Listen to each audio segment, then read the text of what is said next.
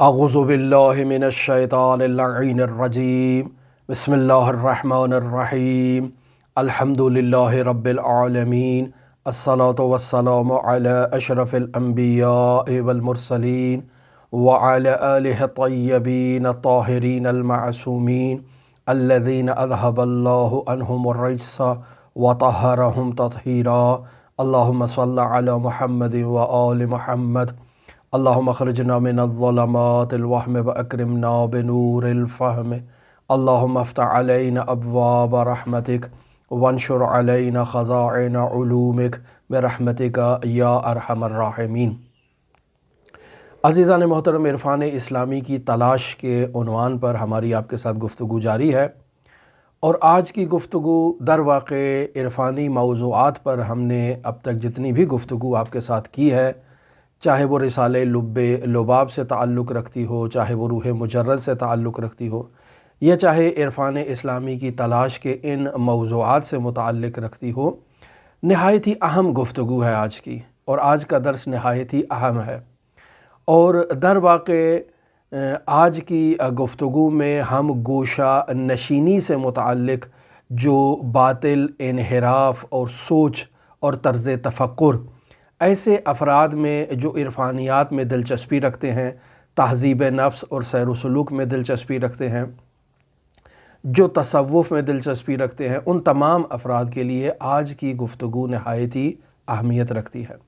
اور اس کی بنیادی وجہ در واقع ہم نے اپنی گزشتہ گفتگو میں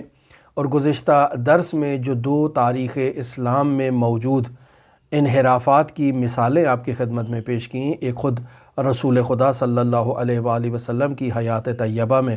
عثمان بن مظعون سے متعلق تھی، اور ایک حضرت سید الاوصیاء امیر المؤمنین علی بن ابی طالب علیہ آلاف و تحیت و ثنا کی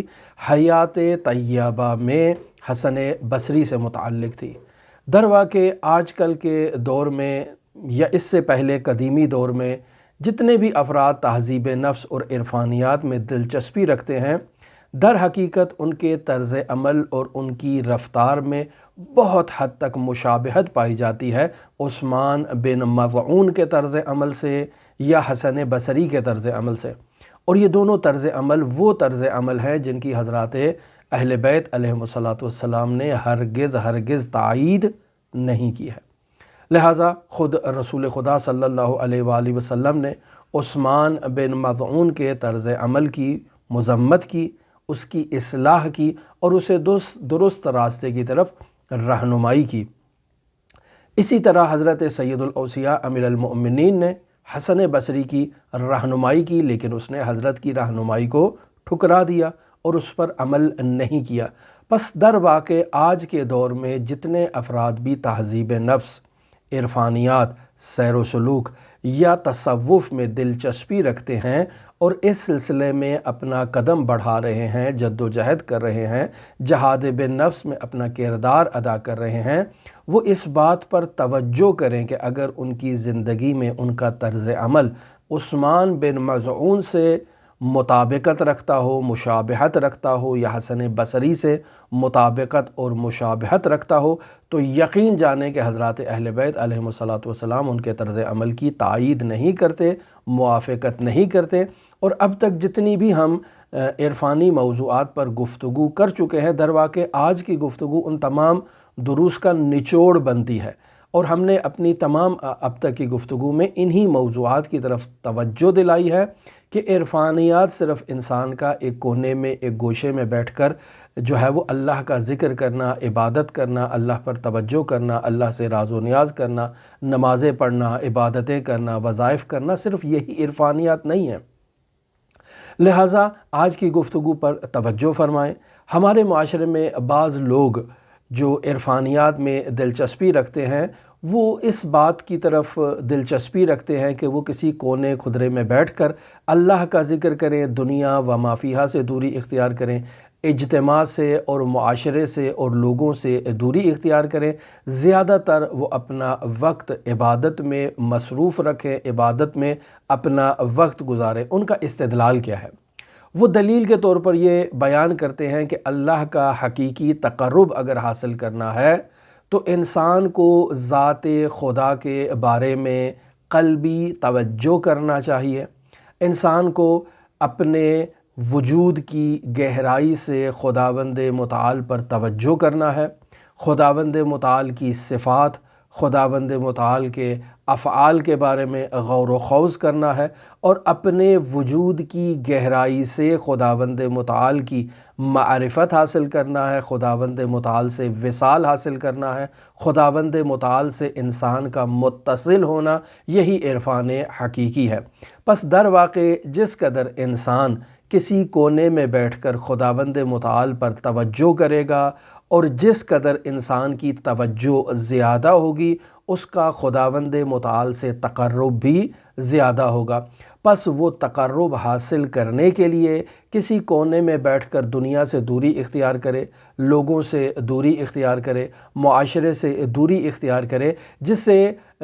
علمی اصطلاح میں گوشہ نشینی کہا جاتا ہے، جسے کنارہ کشی کہا جاتا ہے، اور انسان اس گوشہ نشینی کے ذریعے سے خداوند متعال پر توجہ کرے گا، اور جس قدر زیادہ توجہ کرے گا، آہستہ آہستہ آہستہ آہستہ انسان کے وجود میں اس کے اس طرز عمل کے نتیجے میں خداوند متعال کی معرفت کے دریچے کھلیں گے، اور انسان اپنے وجود کی گہرائیوں سے خداوند متعال کا تقرب حاصل کرے گا۔ یہ ان کی دلیل ہے۔ اب یہاں آیت اللہ مصباح در واقع عرفانیات کا نچوڑ بیان کر رہے ہیں۔ کون سی عرفانیات؟ وہ عرفانیات جو اہل بیت علیہم الصلاۃ سے ہم تک پہنچی ہے، وہ عرفانیات کہ جسے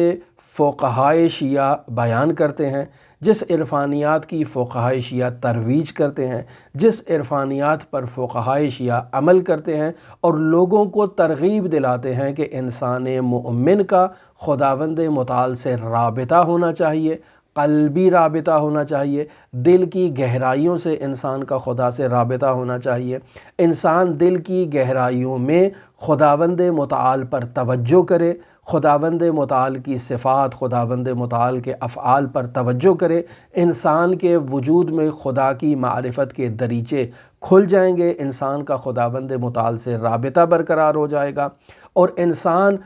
خدا کے اس رابطے کے ذریعے سے خداوند متعال کے ایسے قرب حقیقی کے مقام پر پہنچے گا کہ اللہ تبارک و تعالیٰ اس عبد سے، کہ جس عبد نے اطعنی کا جو ہے وہ مصداق بن چکا ہے، یعنی پروردگار کی اس نے اطاعت کی ہے، اب خداوند متعال اسے اپنا مثل قرار دے دے گا، خداوند متعال اسے اپنے کون کا مالک قرار دے دے گا۔ پس ہمارے فقہائے شیعہ جس توجہ کی طرف اشارہ کرتے ہیں، اور جس توجہ کی طرف یہ افراد کے جو انحرافی عرفان سے تعلق رکھتے ہیں، اس میں تھوڑا تفاوت پایا جاتا ہے۔ لہٰذا یہ افراد جو کہتے ہیں کہ انسان کو کسی کونے میں بیٹھ کر دنیا و ما فیہا سے دوری اختیار کرنی چاہیے، معاشرے سے دوری اختیار کرنی چاہیے، اور ان کا استدلال اسی نقطے کی طرف ہے جسے فقہائے شیعہ بھی بیان کرتے ہیں۔ یعنی اب تک ہم آپ کی خدمت میں عرفانی موضوعات پر جو گفتگو بیان کر چکے ہیں، ہم نے بھی آپ کی خدمت میں توجہ ہی کو بیان کیا ہے کہ انسان کا اپنے خداوند متعال سے رابطہ کرنا، اور وہ بھی اپنی دل کی گہرائیوں سے رابطہ کرنا، خداوند متعال کی صفات، افعال اور خداوند متعال کے بارے میں غور و خوض کرنا، اور دل کی گہرائیوں سے خداوند متعال کو پہچاننا، یہ حقیقت عرفان ہے۔ ہم نے بھی یہی بیان کیا ہے، اور یہ افراد جو باطل عرفان کے پیروکار ہیں، یہ بھی اسی نقطے کو بیان کرتے ہیں، اور اسی نقطے کو بیان کر کے وہ گوشہ نشینی اختیار کرتے ہیں۔ تو پھر سوال یہ پیدا ہوتا ہے کہ ہماری گفتگو میں ہم جس عرفان کا پرچار کر رہے ہیں، ہم جس عرفان کی ترویج کرنا چاہ رہے ہیں، جس عرفان کو بیان کرنا چاہ رہے ہیں فقہائے شیعہ کی زبان سے، وہ عرفان کون سا ہے؟ اور یہ باطل عرفان جس کے یہ لوگ پیروکار ہیں، حسن بصری جیسے گروہ والے لوگ، یہ عرفان کون سا ہے؟ اگر اس سوال کا جواب تلاش کرنا چاہیں اور اس سوال کے جواب پر دقت کرنا چاہیں، تو عزیزان محترم، لب مطلب، خلاصہ مطلب، حقیقت یہی ہے کہ انسان اپنے وجود کی گہرائی سے خداوند متعال کو تلاش کرے، جس قدر انسان اپنے وجود کی گہرائی سے خداوند متعال کو تلاش کرے گا، خداوند متعال سے اس کا رابطہ مضبوط ہوگا، قوی ہو جائے گا۔ اور یہ مسلمات میں سے ہے کہ انسان اگر عرفان حاصل کرنا چاہتا ہے خداوند متعال کا، تو اسے اپنے وجود کی گہرائی سے خداوند متعال کی معرفت حاصل کرنا ہے اور خداوند متعال سے رابطہ برقرار کرنا ہے۔ لیکن یہاں عرفان شیعی فقاہتی، اس کلمے کو یاد کر لیں، عرفان شیعی فقاہتی کا جب ہم کلمہ استعمال کرتے ہیں تو ہماری مراد ایسا عرفان ہے کہ جو حضرات اہل بیت علیہم السلام کی تعلیمات سے منشعب ہوتا ہے، یعنی عرفان شیعی ہے۔ اور فقاہتی کی قید جو لگاتے ہیں تو اس کا مطلب یہ ہے کہ فقہائے شیعہ اس عرفان کی تائید بھی کرتے ہیں، اس عرفان پر عمل بھی کرتے ہیں، اس عرفان کا پرچار بھی کرتے ہیں، اس عرفان کی ترویج بھی کرتے ہیں۔ پس عرفان شیعی فقاہتی ایسے عرفان کو کہا جاتا ہے کہ جو حضرات اہل بیت علیہم السلام کے تعلیمات سے منشعب ہونے والا شیعوں کا عرفان ہے، اور ایسا عرفان ہے کہ جس عرفان پر فقہائے شیعہ نے بھی تائید کی مہر ثبت فرمائی ہے اور اسے تائید کیا ہے اور اس کی ترویج کروائی ہے، وہ عرفان شیعی فقاہتی۔ پس اگر تصوف شیعی فقاہتی کا کلمہ بھی اس کے لیے استعمال کیا جائے تو اس میں کوئی حرج نہیں ہے۔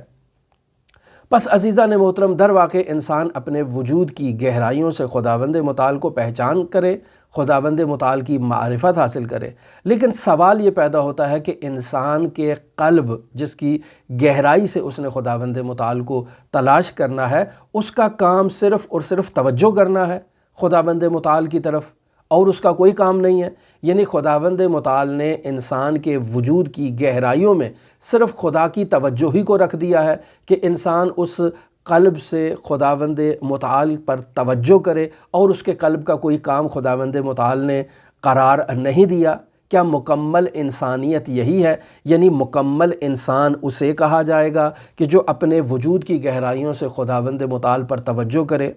خداوند متعال کا تقرب حاصل کرے؟ تو نہیں عزیزان محترم، ایسا ہرگز نہیں ہے۔ توجہ کریں، یہاں تقرب سے متعلق جو قانون بیان کیا جاتا ہے وہ یہ ہے کہ تقرب ہمیشہ بندگی کے سائے میں ہوتی ہے۔ اگر بندگی سے ہٹ کے انسان خداوند متعال پر توجہ کرنا چاہے تو در واقع چونکہ بندگی اس میں موجود نہیں ہے، صرف اور صرف توجہ پائی جاتی ہے، تو ایسی توجہ کی فقہائے شیعہ تائید نہیں کرتے۔ البتہ اس توجہ کے نتیجے میں بھی انسان کو کچھ حد تک خداوند متعال کی معرفت حاصل ہوگی، لیکن اس توجہ کا نتیجہ انحرافات ہیں۔ لہٰذا انسان خداوند متعال کا اگر تقرب حاصل کرنا چاہتا ہے تو تقرب کو بندگی کے زیر سایہ لے کر آنا ہوگا۔ لہٰذا بندگی انسان کے تمام وجود کو شامل ہے، تمام اعضائے جسمانیہ کو شامل ہے۔ جسم کا ہر عضو انسان کا اللہ کی بندگی میں ہونا چاہیے۔ مثلا اگر آپ انسان کی بندگی کا تذکرہ کریں تو سوال یہ پیدا ہوتا ہے کہ کیا انسان کی آنکھیں اس بندگی سے مستثنیٰ ہیں؟ نہیں، انسان کی آنکھوں کو بھی اللہ تبارک و تعالیٰ کی بندگی کرنا ہے۔ انسان کے کان اس بندگی سے مستثنیٰ ہیں؟ نہیں، انسان کے کانوں کو بھی اللہ تبارک و تعالیٰ کی بندگی کرنا ہے۔ انسان کے پیر، انسان کے ہاتھ، انسان کی زبان، انسان کا قلب، انسان کا دل، کیا یہ سب بندگی سے آزاد ہے؟ نہیں عزیزان محترم، یہ تمام بندگی کے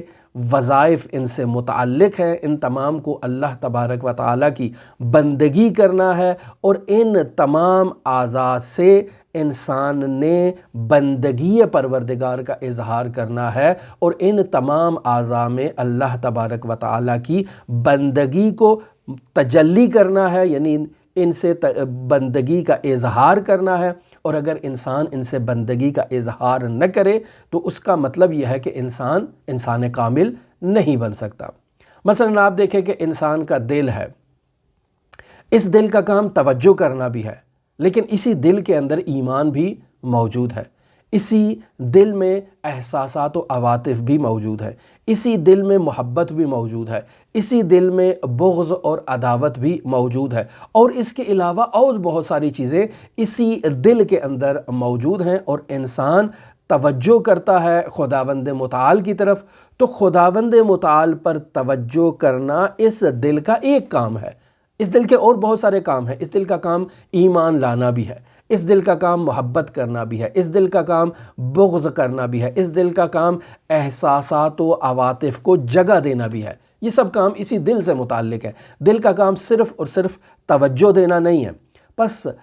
البتہ یہ دل ایک نہایت ہی اہم کام انجام دیتا ہے جو باقی تمام کاموں کی روح شمار ہوتا ہے، اور آپ کہیں کہ جو اللہ تبارک و تعالیٰ کی بندگی ہے، اس بندگی کی جان اور روح ہے، یہ دل وہ کردار بھی ادا کرتا ہے، اور وہ کام ہے خداوند متعال کی طرف توجہ کرنا۔ پس انسان جو خداوند متعال کی عبادت کرتا ہے اور اس کی عبادت کی قدر و قیمت کی اگر آپ ویلیو نکالنا چاہیں، اس کا جو مقدار ہے کہ یہ کس قدر ویلیو رکھتی ہے انسان کی عبادت، تو آپ اس عبادت میں موجود انسان کی نیت کو دیکھیں، اس عبادت میں موجود انسان کے خلوص کو دیکھیں، اس عبادت کے پس پردہ انسان کی توجہ کو دیکھیں کہ انسان نے کس قدر توجہ کے ساتھ، کس قدر حضور قلب کے ساتھ اس عبادت کو انجام دیا ہے۔ لیکن یہ توجہ باقی تمام اعضاء کے اعمال سے جو ہے وہ خالی نہیں ہے، یعنی باقی تمام اعضاء سے صادر ہونے والے اعمال جو ہیں ان کے پیچھے بھی درواقع توجہ انسان کی ہونی چاہیے۔ پس صرف انسان کے وجود کے جو حقیقت ہے، انسان کی روح، انسان کا نفس ناطقہ، اس کا کام صرف توجہ خداوند متعال پر کرنا نہیں ہے، بلکہ ان تمام اعضاء و جوارح کے ساتھ جو ہے وہ خداوند متعال کی بندگی کرنا ہے۔ پس ایسا انسان اگر نظریہ قائم کر لے، انسان یہ کہے کہ میری آنکھ جو ہے وہ کسی چیز کو نہیں دیکھے گی، میرا کان کسی آواز کو سماعت نہیں کرے گا، میرا یہ ہاتھ کسی چیز کو لمس نہیں کرے گا، میری یہ زبان کسی کلام کو اپنی جو ہے وہ زبان کی زینت نہیں دے گی، میرے یہ پیر کسی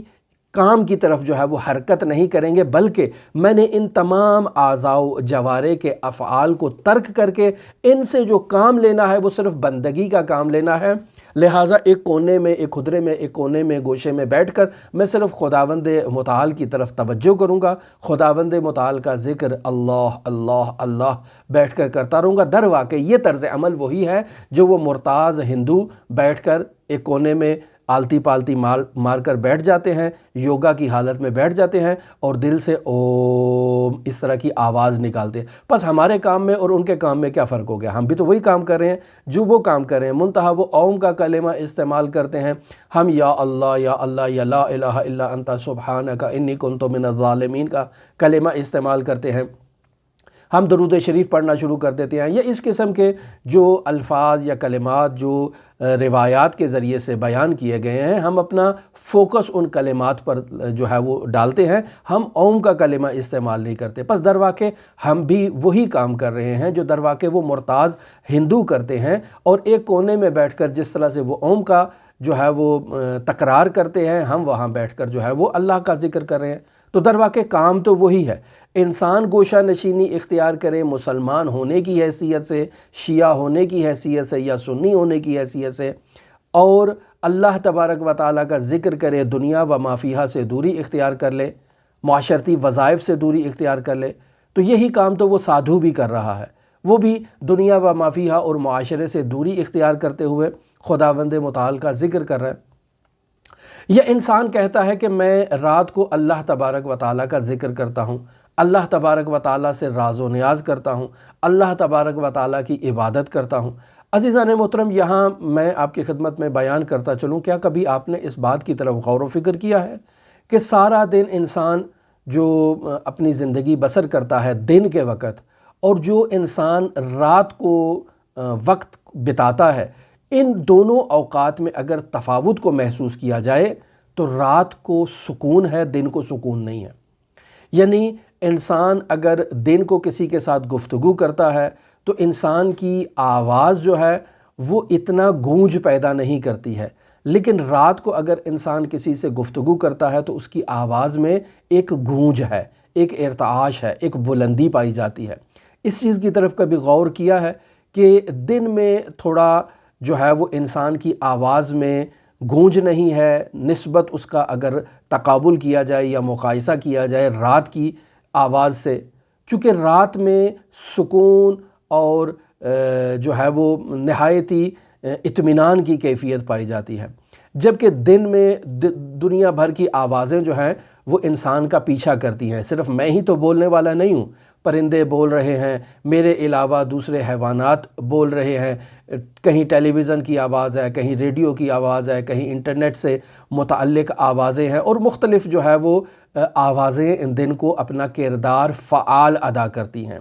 مختلف حیوانات ہیں، مختلف حشرات ہیں، مختلف موجودات ہیں جو اپنی آوازیں نکالتی ہیں، اور وہ آوازوں کا ارتعاش جو ہے وہ فضاؤں میں گونج رہا ہے، اور جس کی بدولت جو ہے وہ یہ ہمارے اطراف کا ماحول جو ہے وہ آوازوں سے بھرا ہوا ہے۔ منتہا بعض آوازوں کو ہم محسوس کرتے ہیں، بعض آوازوں کی طرف متوجہ ہوتے ہیں، بعض آوازوں کی طرف ہماری توجہ ہی نہیں ہوتی ہے، اور ان آوازوں کو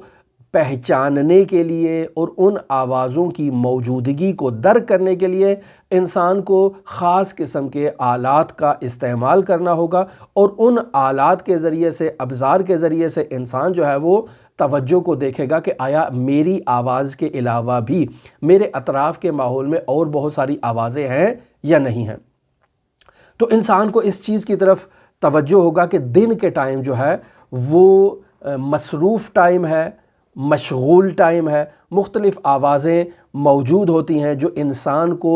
سکون فراہم نہیں کرتی ہیں، لیکن رات کو اللہ کی تمام موجودات آرام کرتی ہیں، لہٰذا رات کو آوازوں کی وہ ارتعاش جو دن میں موجود تھا وہ رات کو نہیں پایا جاتا ہے۔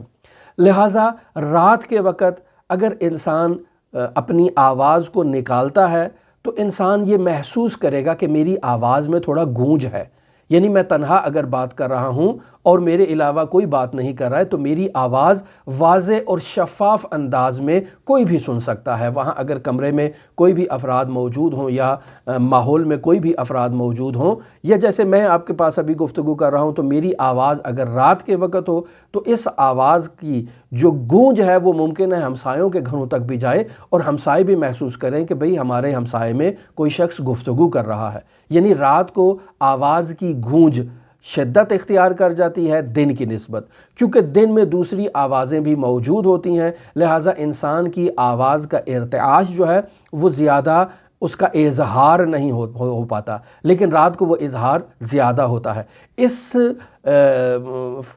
نقطے سے ہم اس بات کی طرف متوجہ ہوتے ہیں کہ رات کو خداوند متعال نے سکون کے لیے خلق فرمایا ہے۔ جب سکون ہوتا ہے عزیزان محترم تو اس بات کی طرف بھی آپ متوجہ رہیں کہ سکون کی حالت میں انسان کی توجہ جو ہے وہ زیادہ ہو سکتی ہے۔ یعنی دن کی حالت میں اگر انسان کسی نقطے کی طرف توجہ کرنا چاہتا ہے تو مختلف انسان کے اطراف میں موجود جو آوازیں ہیں وہ انسان کی توجہ کو ایک طرف متمرکز نہیں ہونے دیتی ہیں، انسان کی توجہ کو اپنی طرف کھینچتی ہیں، لیکن رات کے وقت وہ تمام آوازیں جب خاموش ہو جاتی ہیں اور انسان کسی چیز کی طرف اگر متوجہ ہونا چاہتا ہے تو انسان زیادہ بہتر انداز میں توجہ کر سکتا ہے۔ اسی وجہ سے خداوند متعال نے رات کو اپنی ذات کے لیے مخصوص کیا ہے کہ انسان رات کے وقت آرام کرے اور کچھ وقت اٹھ کر اللہ تبارک و تعالیٰ کی عبادت کرے، اللہ تبارک و تعالیٰ پر توجہ کرے، اللہ تبارک و تعالیٰ سے راز و نیاز کرے۔ لہٰذا اگر ہم حضرات اہل بیت علیہم السلام کی سیرت و تعلیمات کا جائزہ لیں، رسول خدا صلی اللہ علیہ وآلہ وسلم اور حضرات اہل بیت علیہم السلام کی سنت طیبہ کا اگر مطالعہ کریں تو وہاں اس بات کی طرف ہمیں واضح آثار نظر آتے ہیں کہ انسان اپنے 24 گھنٹوں میں بالخصوص رات کے وقت جب ہر طرف سناٹا ہے، ہر طرف خاموشی ہے، ہر طرف آرام اور سکون اور اطمینان کی کیفیت ہے، انسان اس وقت میں خداوند متعال پر توجہ کرے اور خداوند متعال سے راز و نیاز کرے۔ لیکن یہاں فقہاء کرام ایک شرط لگاتے ہیں کہ انسان خداوند متعال سے رات کو جو راز و نیاز کر رہا ہے، شرط یہ ہے کہ یہ راز و نیاز انسان کے کسی واجب عمل کے ترک کرنے کا باعث نہ بنے، تب انسان خداوند متعال سے رات کو راز و نیاز کرے۔ یعنی میں رات کو خداوند متعال سے راز و نیاز تو کر رہا ہوں، لیکن صبح کی اذان کے فوراً قریب جو ہے وہ میں بستر لگا کر لیٹ جاتا ہوں اور سو جاتا ہوں، پس تھکاوٹ کے باعث صبح کی نماز میری ترک ہو گئی، لیکن رات کو میں نے خداوند متعال سے راز و نیاز کر لیا۔ اگر میری نماز تہجد اور میرا تہجد گزار ہونا میری نماز فجر کے ساقط ہونے کا باعث بنے تو میرے لیے نماز تہجد پڑھنا جائز ہی نہیں ہے۔ کیوں؟ چونکہ میں فجر کی نماز کو نماز تہجد کے وقت آرام کرنے کے نہ کرنے کے باعث جو ہے وہ مس کر رہا ہوں، لہٰذا مجھے رات کو آرام کرنا میرا وظیفہ ہے تاکہ میں فجر کی نماز کی ادائیگی کے لیے اٹھ سکوں۔ اور اس کے علاوہ دن بھر کے جو وظائف ہیں انسان رات کو خداوند متعال سے راز و نیاز کرے، اور اس کا لازمہ یہ ہو کہ انسان دن کو خداوند متعال نے جو اس کے وظائف اس کے لیے مقرر کر رکھے ہیں انسان ان وظائف سے غفلت کرے۔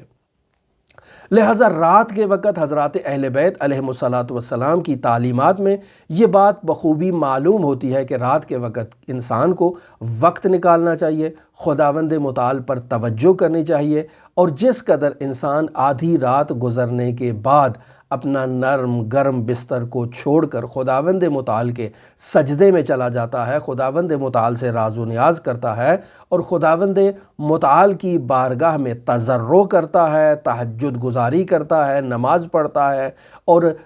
رات کو قیام لیل اور تلاوت قرآن میں اپنا وقت بسر کرتا ہے، تو عزیزان محترم ایسے انسان کو شب زندہ دار کہا جاتا ہے۔ یعنی ایسا انسان کہا جاتا ہے جو رات کو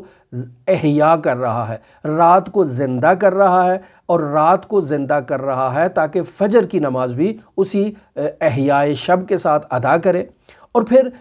احیاء شب یعنی شب زندہ داری یعنی رات کو تہجد گزاری کا ہرگز یہ مطلب نہیں ہے کہ انسان نماز تہجد کو ادا کرنے کے بعد، نماز فجر کو ادا کرنے کے بعد انسان سو جائے، نہیں، ہرگز اس کی تائید اسلامی روایات میں اور اسلامی متون میں ہرگز نہیں ملتی ہے، بلکہ فجر کی نماز کی ادائیگی کے بعد جو وقت ہے وہ رزق کی تقسیم کا وقت ہے۔ اگر انسان اس وقت سو جاتا ہے تو انسان کے رزق میں کمی آ جائے گی، لہٰذا اس وقت بہت ہی تاکید کی گئی ہے کہ انسان کو بیدار رہنا چاہیے، انسان کو اپنی دوسری ضروریات زندگی میں مصروف رہنا چاہیے۔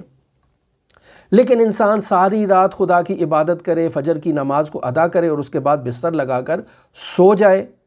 اور پھر سارا دن دوپہر 12 بجے تک 2 بجے تک انسان سوتا رہے، ایسے انسان کو جیفے سے تعبیر کیا گیا ہے۔ ہماری اردو زبان میں ایک کلمہ استعمال ہوتا ہے مردار کا۔ اس مردار کا اگر آپ ترجمہ کرنا چاہیں عربی زبان میں تو عربی زبان میں مردار کو کہتے ہیں جیفا۔ روایات میں کلمہ جیفے کو اگر آپ سرچ کریں یا جستجو کریں تو آپ کو ایسی روایات ملیں گی جو اس بات کی مذمت کرتی ہیں کہ انسان کو رات کا مردار نہیں ہونا چاہیے، انسان کو دن کے وقت بھی مردار نہیں ہونا چاہیے۔ البتہ بعض اوقات روایات میں بطال کا کلمہ اس کے لیے استعمال ہوا ہے، جیسے حضرت امام محمد باقر علیہ السلام سے ایک روایت نقل ہے کتاب قصص الانبیاء، اس میں امام محمد باقر علیہ السلام حضرت موسیٰ علی نبینا و علیہ السلام سے اس نقطے کو اور اس روایت کو نقل کرتے ہیں کہ حضرت موسیٰ خداوند متعال سے یہ سوال کرتے ہیں، اے میرے پروردگار، ایو عبادک ابغض الیک، اے میرے پروردگار مجھے یہ بتائیں تیرے بندوں میں مبغوض ترین بندہ جو تیرے نزدیک ہے وہ کون سا ہے؟ قال، خداوند متعال نے جواب میں کہا، جیفۃ باللیل، وہ شخص کہ جو رات کا مردار ہے، دن کو عبادت کرتا ہے لیکن رات کو مردار ہے، جیفا ہے، یعنی رات کو اٹھ کے اللہ کی عبادت نہیں کرتا، ایسا شخص اللہ کے نزدیک مبغوض ترین شخص ہے۔ اور دوسرا وہ شخص ہے جو بطال بالنہار، یعنی تمام رات اللہ کی عبادت کرتا ہے اور صبح کو وہ بطال ہو جاتا ہے، صبح کو وہ آرام کرتا ہے۔ البتہ ہم نے بعض روایات میں جیفۃ باللیل والنہار ایسا کلمہ بھی دیکھا ہے، یعنی رات کو بھی مردار ہے، دن کو بھی مردار ہے۔ رات کا مردار وہ ہے کہ جو رات کو شب زندہ داری نہیں کرتا، تہجد گزاری نہیں کرتا اور ساری رات سویا رہتا ہے، یہ بھی جیوا ہے۔ اور اس کے مد مقابل جو رات کو عبادت کرتا ہے اور دن کو سویا پڑا رہتا ہے، ایسا شخص بھی جیفا ہے۔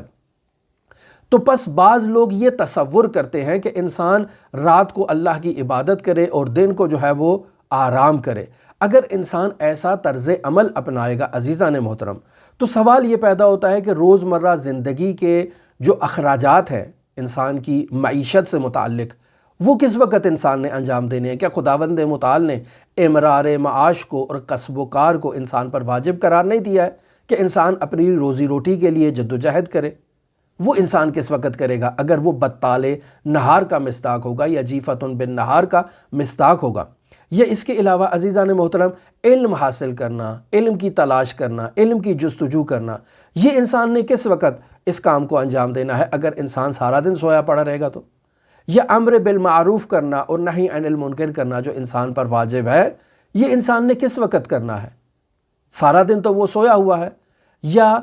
نماز ظہر ہے یا نماز مغرب اور عشاء ہے۔ اگر انسان نے ساری رات جاگنا ہے اور سارا دن رات تک سوتے رہنا ہے تو انسان اپنے باقی وظائف کو کب انجام دے گا؟ انسان اپنی فیملی کے جو روزمرہ زندگی کی جو ضروریات ہیں ان کو انسان کب انجام دے گا؟ انسان اپنے ہمسایوں کے حقوق کو کب ادا کرے گا؟ انسان معاشرے میں رہنے والے دوسرے ضرورت مندوں کے حقوق کو کب ادا کرے گا؟ عزیزان محترم لہٰذا توجہ فرمائیں۔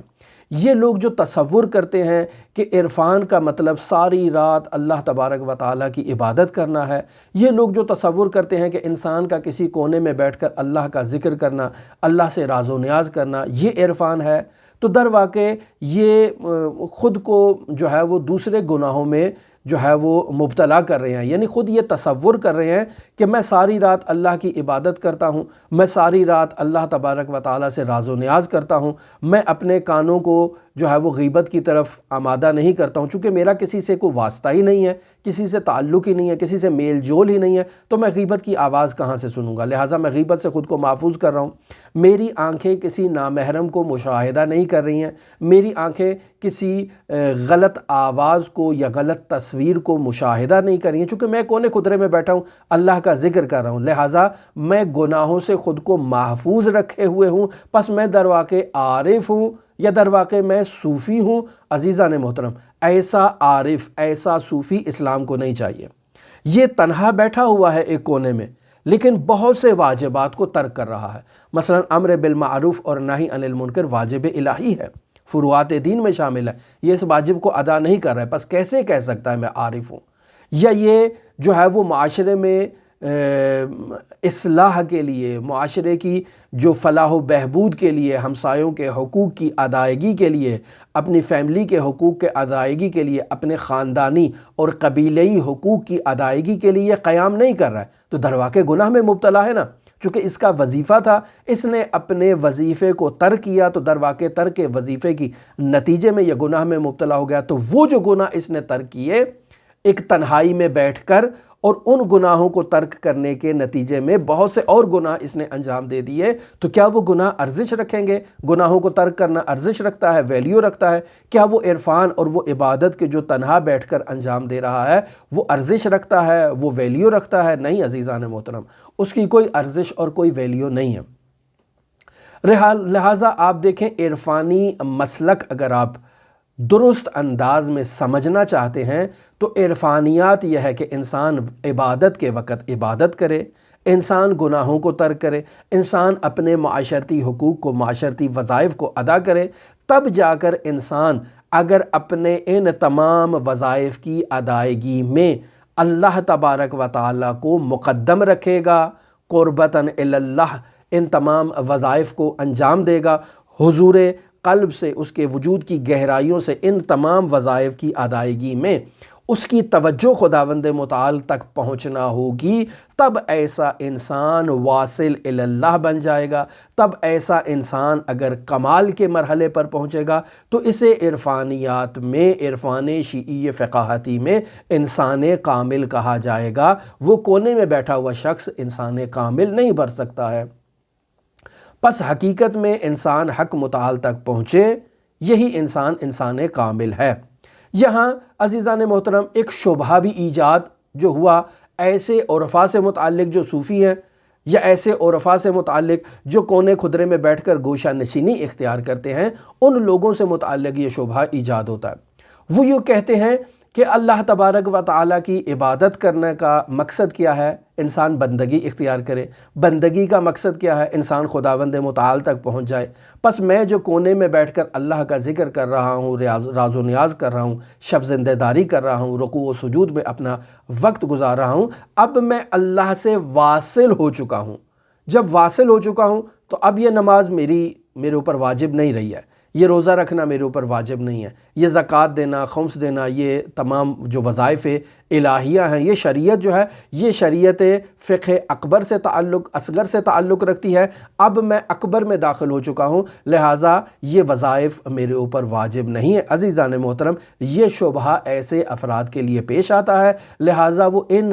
گوشہ نشینیوں کے بعد اصلاً عبادت سے ہاتھ اٹھا لیتے ہیں اور کسی قسم کے وظائف کو وہ انجام نہیں دیتے۔ در واقع ایسے افراد گمراہ ہیں۔ اگر عرفان کی تصویر ان افراد کی صورت میں دیکھی جائے اور تصوف کو ان افراد میں دیکھا جائے تو یہ عرفان بھی باطل ہے، یہ تصوف بھی باطل ہے، نہ اس کی رسول خدا نے تائید کی، جو آپ نے کل کے درس میں بھی مشاہدہ کیا اور آج کے درس میں بھی آپ سن چکے ہیں کہ عثمان بن مطعون نے یہی گوشہ نشینی اختیار کی اور رسول خدا نے اس کو کہا کہ میں تمہارے لیے رول ماڈل ہوں۔ جب میں تمہارے لیے رول ماڈل ہوں تو یہ جو کام تم کر رہے ہو یہ میں تو نہیں کر رہا ہوں۔ میرے پاس زوجات بھی ہیں، میں ان کو بھی ٹائم دیتا ہوں۔ میرے پاس جو ہے وہ لوگ سوال پوچھنے کے لیے بھی آتے ہیں، میں ان کو بھی ٹائم دیتا ہوں۔ میں حکومتی معاملات کو بھی انجام دیتا ہوں، بیت المال کے نظم و نسق میں بھی میں اپنا کردار ادا کرتا ہوں۔ بس میں تو معاشرے کے سینٹر میں، وسط میں بیٹھا ہوا جو ہے وہ اپنے وظائف کو انجام دے رہا ہوں۔ تم کون سا عرفان لے کر آئے ہو ہے عثمان بن مظعون؟ یہ طرز عمل میرے طرز عمل سے مطابقت نہیں رکھتا ہے۔ تمہارے لیے رول ماڈل کی ذات میں ہوں تو میرے اوپر دیکھو نا، میں جیسا عمل کر رہا ہوں تم ایسا عمل کرو گے تو عارف بنو گے۔ یہ رسول خدا نے عثمان بن مظعون سے بیان کیا۔ اور امیر المومنین نے حسن بصری سے یہ کہا کہ اطیعوا اللہ و اطیعوا الرسول و اولی الامر منکم کا مصداق اولی الامر میں یہاں کھڑا ہوں۔ رسول خدا صلی اللہ علیہ وآلہ وسلم کا جانشین حقیقی اور خلیفہ بلا فصل میں ہوں۔ خلافت ظاہریہ بھی اب میرے پاس آ چکی ہے، تو میں جو رسول خدا کا جانشین ہوں اور تمہیں کہہ رہا ہوں کہ چلو بصرہ میرے ساتھ جہاد کرنے کے لیے، اور تم کہہ رہے ہو کہ نہیں میں نے گوشہ نشینی اختیار کرنی ہے اور میں نے اللہ کی عبادت کرنی ہے، تو یہ جہاد بھی تو فرائض الہیہ میں سے ہے، تم پر جہاد فرض ہے، تم کیوں نہیں چلتے ہو؟ تم کیوں گوشہ نشینی اختیار کر رہے ہو؟ لیکن حسن بصری نے حضرت سید الاوصیاء کی بات کو جو ہے وہ نہ سنا اور کہا کہ مجھے آواز آئی ہے کہ القاتل والمقتول کلاہما فی النار، کہ قاتل بھی جہنمی ہے اور مقتول بھی جہنمی ہے۔ تو سید الاوصیاء نے کیا کہا؟ وہ تمہارے بھائی شیطان کی آواز تھی۔ اور در حقیقت وہ افراد کہ جو رسول خدا اور حضرات اہل بیت علیہم السلام کی سیرت و تعلیمات کے اپوزٹ کھڑے ہو کر ایک عرفان قائم کرتے ہیں، اور ان کا عرفان اور ان کا تصوف حضرات اہل بیت علیہم السلام کی سیرت و تعلیمات کے بالکل اپوزٹ اور بالکل مد مقابل ہوتا ہے، تو ایسا عرفان عزیزان محترم باطل ہے، ایسا تصوف عزیزان محترم باطل ہے، اور ہمیں ایسے عرفان اور تصوف کی تاکید نہیں کی گئی ہے۔ لہٰذا ہم اپنے گریبانوں میں جھانک کے دیکھیں، ہم میں سے اکثر افراد جو عرفان و تصوف کے خواہش مند ہیں، جو عرفانیات میں دلچسپی رکھتے ہیں، ہمارے وجود کے کونے خدرے میں کہیں نہ کہیں یہ طرز تفکر موجود ہے۔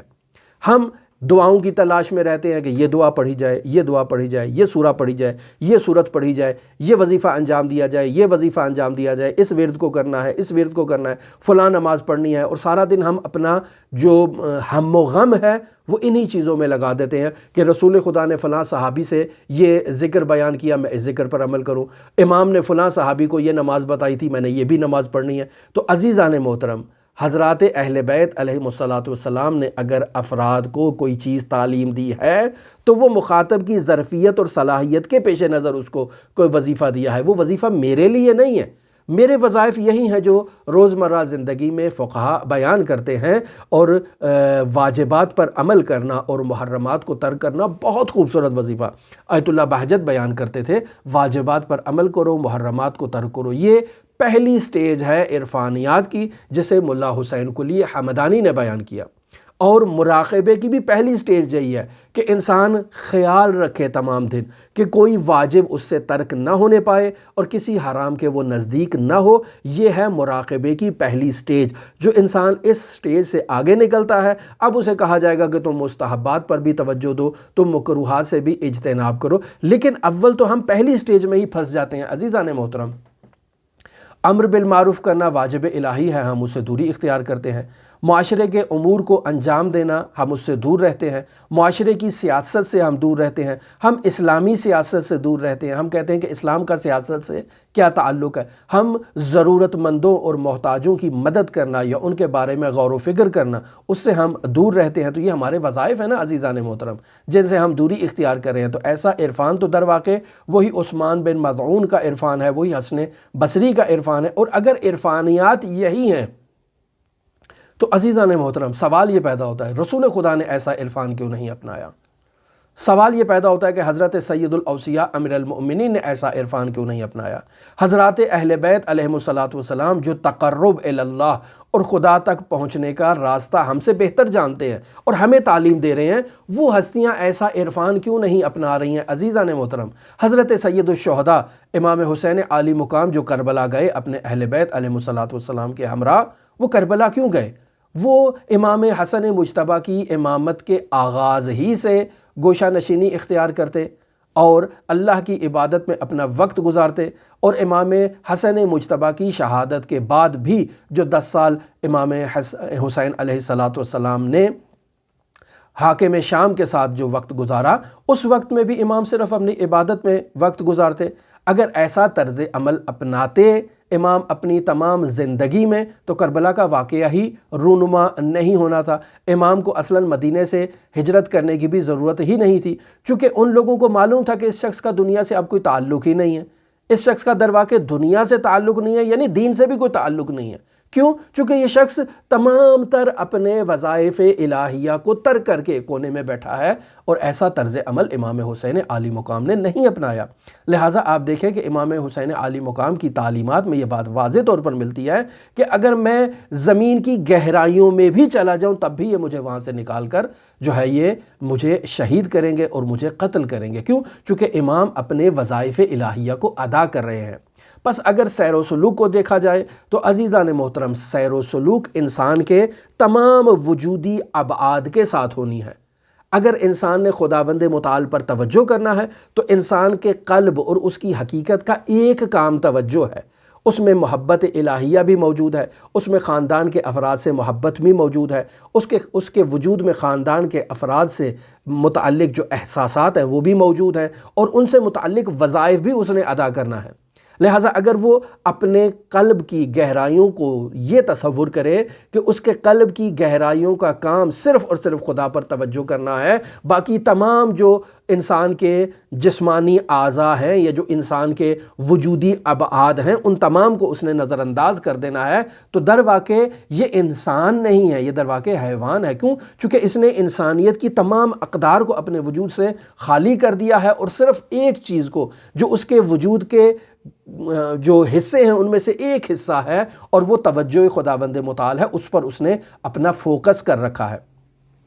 جبکہ انسان نے 24 گھنٹے میں جو افعال بھی انجام دینے ہیں، ہر کام کو قربتاً اللہ انجام دینا ہے، ہر کام کو انجام دینے سے پہلے، انجام دینے کے بعد اور انجام دیتے وقت اس کام پر انسان کے لیے وجود میں اللہ پر توجہ ہونی چاہیے اور اللہ کا تقرب حاصل کرنے کے لیے وہ کام انجام دینا چاہیے۔ اگر انسان ایسے اپنے روزمرہ زندگی کے کاموں کو انجام دے گا تو ایسا انسان در واقع حقیقی عارف ہے، ایسا انسان در واقع حقیقی صوفی ہے، جس کی عرفان شیعی فقاہتی یا تصوف شیعی فقاہتی میں تائید کی جا سکتی ہے۔ وگرنہ عزیزان محترم، عرفان بھی باطل ہے، تصوف بھی باطل ہے کہ جس میں یہ نقطہ موجود نہ ہو۔ اب آپ دیکھیں حضرت امام خمینی رحمۃ اللہ علیہ ایک عارف ہیں، ایک فقیہ بھی ہیں، درس بھی پڑھتے ہیں، پڑھاتے بھی ہیں، نماز کے افضل اوقات میں نماز کو بھی ادا کرتے ہیں، نماز تہجد کو بھی ادا کرتے ہیں، معاشرے میں امر بالمعروف بھی کرتے ہیں، حکومتی وظائف کو بھی ادا کرتے ہیں، اور معاشرے کے نظم و نسق سے متعلق جو قوانین پاس ہونے ہیں ان میں بھی اپنا کردار ادا کر رہے ہیں، جو معاشرے کی اکانومی سے متعلق قوانین ہیں ان میں بھی اپنا کردار ادا کر رہے ہیں، اور ان تمام امور میں اپنے وظائف روزمرہ کو ادا کرتے وقت حکومت میں انقلاب بھی لے کر آئے ہیں، اور خداوند متعال پر توجہ بھی ہے، اور عرفان کامل میں عارف کامل بھی ہیں۔ یہ ہے عرفان شیعی فقاہتی کا رول ماڈل، جسے امام خمینی رحمۃ اللہ علیہ کے عنوان سے بیان کیا جاتا ہے۔ یا مرحوم علی قاضی طباطبائی عرفان شیعی فقاہتی کا رول ماڈل ہے کہ جنہوں نے شاگرد پروری کی، جنہوں نے ایسے گراں قدر فقی تربیت کیے کہ ان تمام فقہا نے امام خمینی رحمۃ اللہ علیہ کے ساتھ انقلاب اسلامی کی کامیابی میں کہیں نہ کہیں اپنا ایسا کردار ادا کیا ہے کہ وہ کردار انقلاب اسلامی کی کامیابی کا باعث بنا ہے۔ لہٰذا عزیزان محترم، وہ عرفان کہ جو حسن بصری کا عرفان ہے، یا وہ تصوف جو حسن بصری کا تصوف ہے، یا وہ عرفان جو عثمان بن مظعون نے اپنایا اور رسول خدا نے اس کی جو ہے وہ مخالفت کی اور اس کو صراط مستقیم پر گامزن کیا، اگر ہم اس طرز عمل کو اپنائیں گے تو اس بات پر یقین رکھیں کہ حضرات اہل بیت علیہم الصلاۃ والسلام اور رسول خدا ہمارے مد مقابل آ کر کھڑے ہوں گے اور ہماری مذمت کریں گے، اور ایسے عرفان کی مذمت اور ایسے تصوف کی مذمت ہونا چاہیے۔ یہ آج کی گفتگو نہایت اہم تھی، اگرچہ ہمارا درس آج کا اگر لمبا بھی ہو گیا تو اس بابت میں آپ سے عذرخواہی کرتا ہوں، لیکن یہ بات بہت اہم ہے عرفانیات میں۔ جتنے افراد بھی عرفانیات کی مخالفت کرتے ہیں وہ در واقع اسی بعد کو مد نظر رکھتے ہوئے ایسے افراد کے جو کنارہ کشی اختیار کرتے ہیں، گوشہ نشینی اختیار کرتے ہیں، اور اپنے تمام وظائف روزمرہ زندگی سے وہ جو ہے وہ دوری اختیار کرتے ہیں، وہ ایسے عرفان کی مذمت کرتے ہیں، لیکن حقیقت میں وہ عرفان ہے ہی نہیں۔ عرفان کی حقیقت یہ ہے جسے شیعہ فقہا نے بیان کیا ہے، اور آج ہم نے اس کا نہایت ہی اہم موضوع آپ کے ساتھ شیئر کیا ہے۔ ہماری دعا ہے کہ خداوند متعال ہمیں درست انداز میں عرفان شیعی فقاہتی کو سمجھنے کی توفیق عطا فرمائے۔ ہماری دعا ہے کہ خداوند متعال حضرت صاحب العصر والزمان کے ظہور میں تعجیل فرمائے۔ آپ تمام عزیزان کے لیے امام الرؤوف امام علی ابن موسیٰ رضا کی نورانی بارگاہ میں نائب و زیارہ بھی ہیں اور دعا گو بھی ہیں۔ اللہم صلی علی محمد و آل محمد وعجل فرج قائم آل محمد۔